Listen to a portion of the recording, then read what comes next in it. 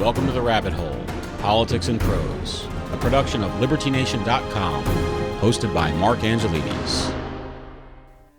The next wave of fascists will not come with cattle cars and concentration camps, but they'll come with a smiley face and maybe a TV show.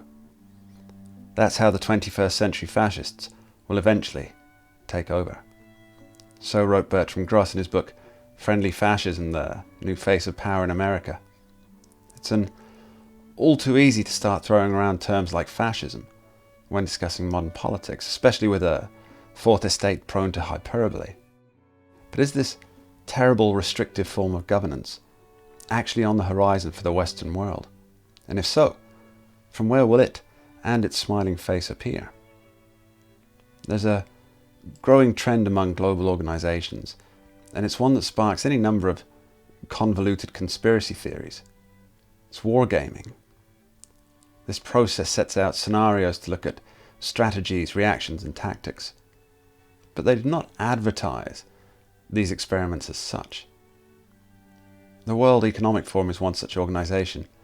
It recently released a short video based on an essay published on its website. The video sets out a vision of how the world could change by 2030 and proceeded to list 8 expectations. Presumably in response to the overwhelmingly negative reaction they received, the WEF added a note explaining that, quote, "The blog series this video is based on is a thought experiment to provoke questions about the future," end quote. This wargaming by globalist organizations is not, repeat, not merely thought experimentation.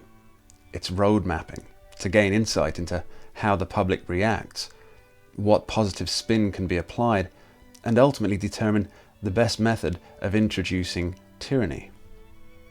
As the WEF website itself declares regarding its own purpose, quote, "The forum engages the foremost political, business, cultural, and other leaders of society to shape global, regional, and industry agendas," end quote. To shape, that is its purpose. Not to start a debate, but to prepare the groundwork for what is ultimately coming. And make no mistake, what they propose is fascism in its most visceral sense. Quote, "You'll own nothing, and you will be happy. Whatever you want, you'll rent, and it will be delivered to your door by drone," end quote. So reads the first of these innovations. What does this really tell us? Well, it seems that what it doesn't tell us is more important. What happens to the home you now own, or your parents' home?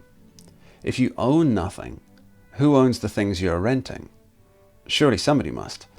Is it the state? Is it the global organizations? Presumably you'll still get wages you earn working for a company that is not owned by an individual, because this is verboten, but by the government body. But if you own nothing, then this must be digital cash. Imagine every purchase you make being noted, approved, or denied by a government algorithm based on criteria that you've never agreed to. Just look at China's social credit system to understand how precarious this method is. If you say the wrong thing, have the wrong thoughts, the government can stop you from eating, buying clothes, medicine, whatever they need to make you compliant. How long can individual rebellion last when you have no food to fill the bellies of your family? Point 2 of the video says that the US won't be the world's leading superpower. A handful of countries will dominate. Well, let's consider for a moment who these dominant nations might be. Recently, the United Nations just voted to allow China, Russia, and Cuba to sit on the Human Rights Council.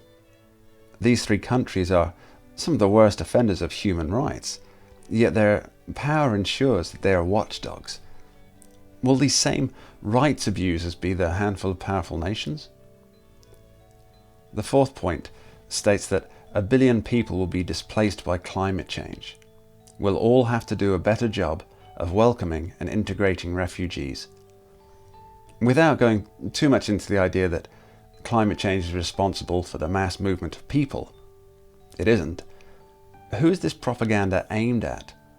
We, they say. So not the displaced folks, certainly, but rather those who live in nations that will be unaffected by climate change, perhaps? Weren't we told that climate change is a global phenomenon? I spoke earlier of fascism. How did the father of fascism, Benito Mussolini, describe his new political ideology? Quote, "Everything within the state, nothing outside the state, nothing against the state." End quote. Can you see it? Do you see how what the World Economic Forum is trying to sell us is fascism under the guise of a utopian future, swaddled in a thin veneer of false humanitarianism?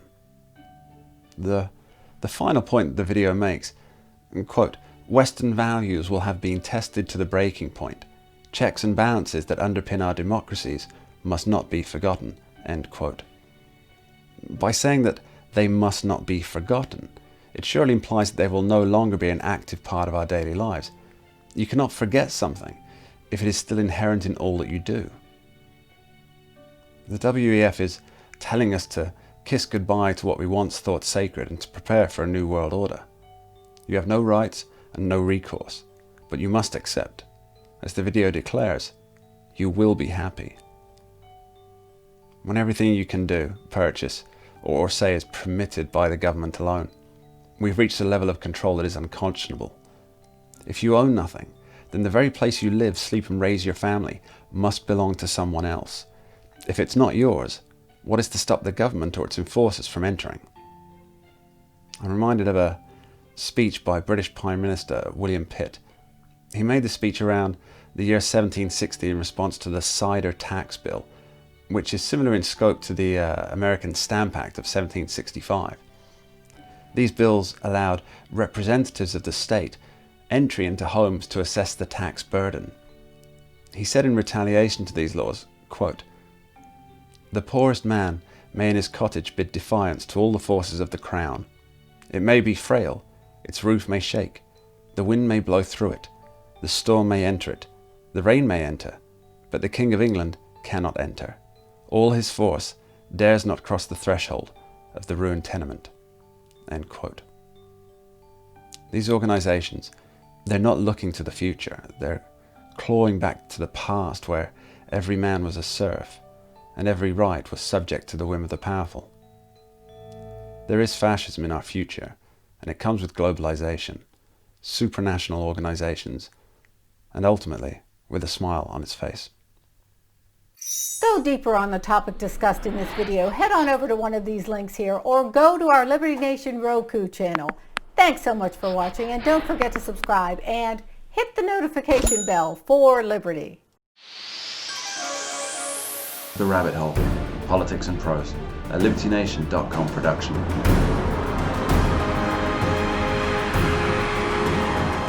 Available at Libsyn, Apple iTunes, Stitcher, on Roku, and other fine podcast providers.